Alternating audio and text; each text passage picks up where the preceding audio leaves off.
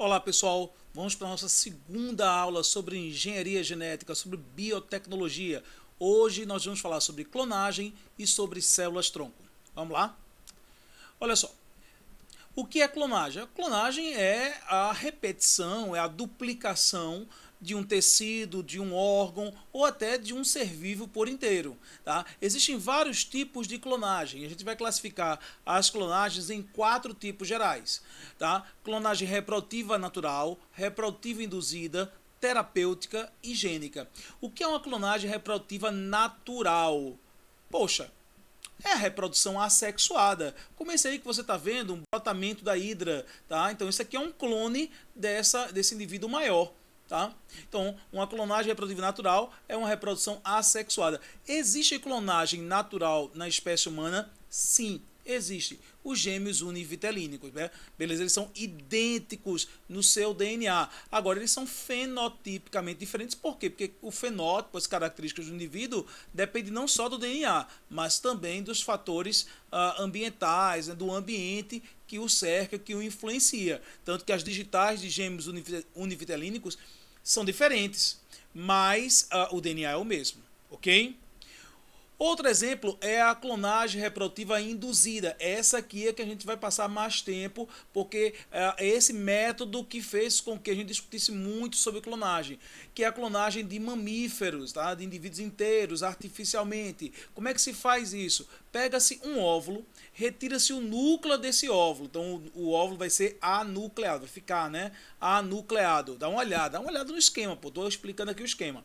Anucleado. Pega-se agora o núcleo de uma célula somática, lembre-se que uma célula somática é qualquer célula do organismo, à exceção dos gametas. Essa célula aqui ela é diploide, tem um núcleo diploide com toda a informação. Pega-se esse núcleo diploide e introduz o núcleo diploide no óvulo que está nucleado. Após essa fusão, vai se estimular aquela célula a se duplicar, o que é uma célula forma 2, 4, 8, 16, 32, 64 e assim por diante, para dar origem a um embrião. E esse embrião, ele vai ser o clone de quem? Ora, pessoal, ele vai ser um clone de quem, obviamente, doou o núcleo, no caso dessa célula somática. Porém, ele só será um núcleo perfeito se o óvulo e o doador do núcleo for a mesma fêmea, né? Mas por que só será um núcleo perfeito? Porque existe material genético fora do núcleo, que é o DNA mitocondrial. E o DNA mitocondrial, a mitocôndria, obviamente, vem do óvulo. Então, para ser um clone perfeito, teria que vir a doadora do óvulo e a doadora do núcleo da célula somática ser o mesmo indivíduo. Aí você vai dizer, Lobo, mas então não existe clonagem de um macho que seja perfeita.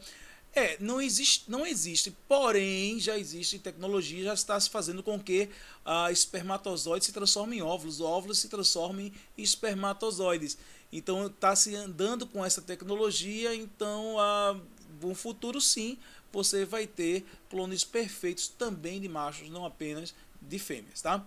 Bom, essa técnica ela teve grande divulgação por causa da Dolly. A Dolly é essa ovelhinha aqui, né? Que ela é o clone de uma ovelha adulta, tal. Não sei se essa aqui é a ovelha que deu origem a ela ou se é a barriga de aluguel. Mas também isso não importa. O que importa é o seguinte: é que a Dolly ela foi baseada a partir do núcleo de uma célula da glândula mamária de uma ovelha. Uma coisa que não se fala muito sobre Dolly, e isso é importante para a gente discutir porque é proibido clonagem de seres humanos, é que para Dolly nascer assim bonitinha, fofinha, como você está vendo aqui na imagem, na verdade mais de 100 ovelhas ou foram abortadas ou nasceram com deformações graves, para poder ajeitar, ficar perfeita a técnica e Dolly nascer bonitinha dessa maneira. Então, imagine, cada espécie tem suas particularidades. Quem seria responsável por talvez dezenas ou centenas de bebês humanos, né, com deformações para poder acertar, fazer um clone humano? E qual a justificativa ética para isso? Não tem motivo para a gente clonar um ser humano. Eu posso até discutir com vocês, tá? O motivo para discutir, para clonar mamíferos, para clonar outros seres vivos, mas clonar seres humanos, não existe uma justificativa ética. Outra coisa que não se comenta sobre Dolly é que ela morreu muito nova. Ela morreu muito cedo para uma expectativa de vida de uma ovelha. Por quê?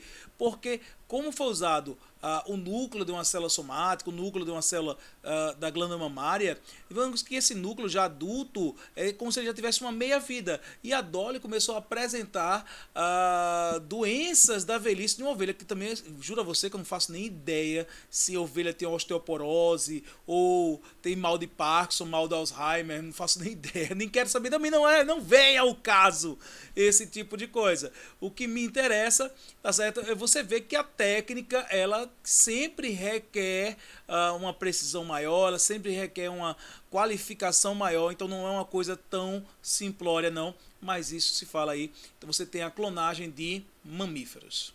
Hoje já se clona gato, cachorro, boi, cavalo, já não é uma coisa sobrenatural não, tá? Bom, o terceiro tipo de clonagem que eu vou falar é sobre clonagem terapêutica. Clonagem terapêutica é clonagem de tecido. Isso aí é massa, velho.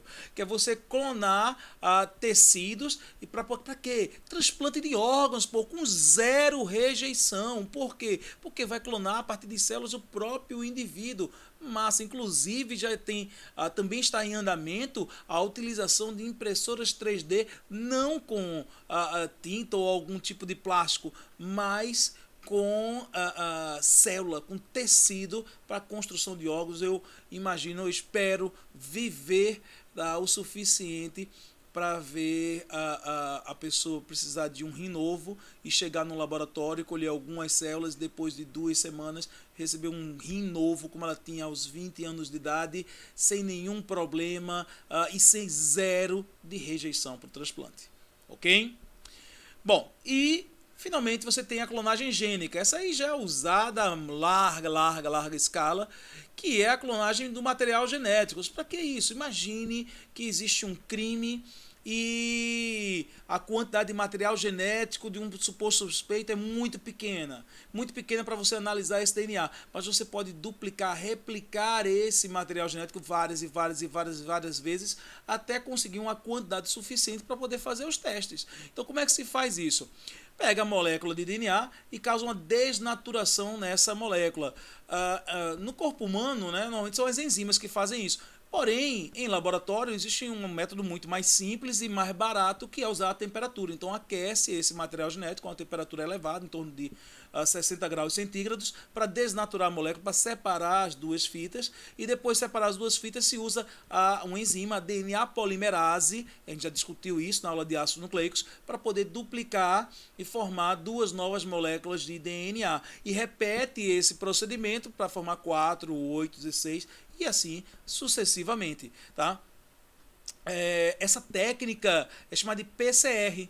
PCR é a técnica reação em cadeia de polimerase.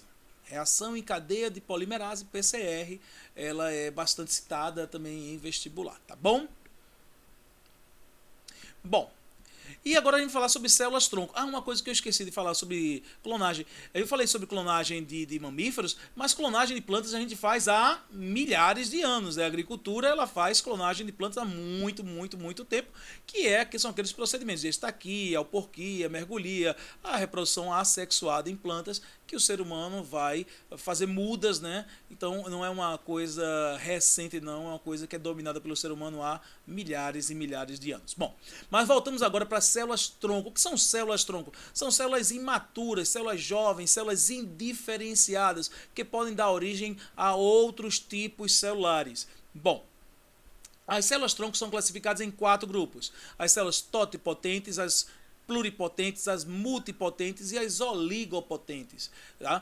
Tem uns ainda que falam de unipotente. Eu não gosto desse negócio de unipotente. Unipotente pode dar uma origem a um tipo celular. Então ela não é uma célula-tronco se ela só dá origem a uma, né? Uma coisa meio louca. Bom, mas vamos ao que tem aqui.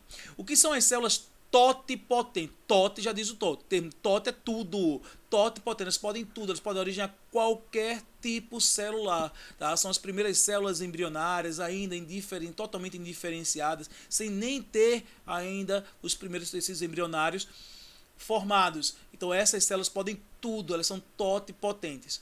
pluripotentes. Pluripotentes são as células dos tecidos embrionários, do ectoderma, do mesoderma, do endoderma. Elas podem dar origem a várias células de vários tecidos, mas não todos os tecidos. Por exemplo, a mesoderma dá origem a células do tecido conjuntivo e células do tecido muscular, mas não dá origem a células do tecido nervoso, não dá origem a células do tecido epitelial. Então ela pode muito, mas ela não pode tudo. Ela é pluripotente, tá?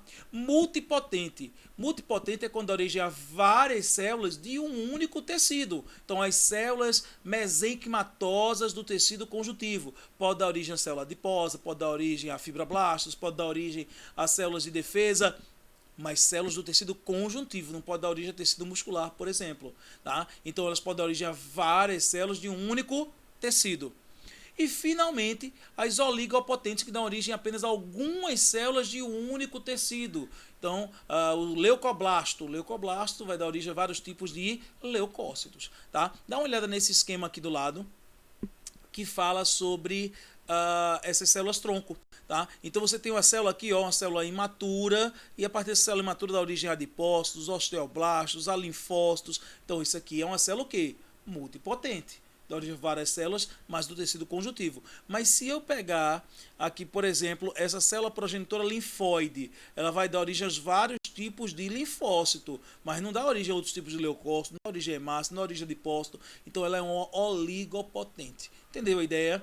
Então é só você lembrar da ordem, ó, TPMO, TOT, pluri, multi e oligopotente. Beleza? Bom, assim, existem células tronco embrionárias, que a gente está falando bastante, existem células tronco adultas, né? Como eu falei, por exemplo, da medula óssea. E hoje em dia já existe técnica para você pegar uma célula adulta e fazer com que ela se torne jovem, ela se indiferenciar. Então, é outra área da ciência que está avançando muito, é essa de células tronco, e está curando doenças e está curando em testes, né? Não está indo em larga escala, mas é outro ramo extremamente promissor da biotecnologia. E aí vamos ao nosso exercício, né? Então, para o vídeo para você fazer o exercício, e quando você terminar, fez bonitinho, acertou, aí você continua o vídeo que você vai ter a resposta, beleza? Parou! Vamos voltar?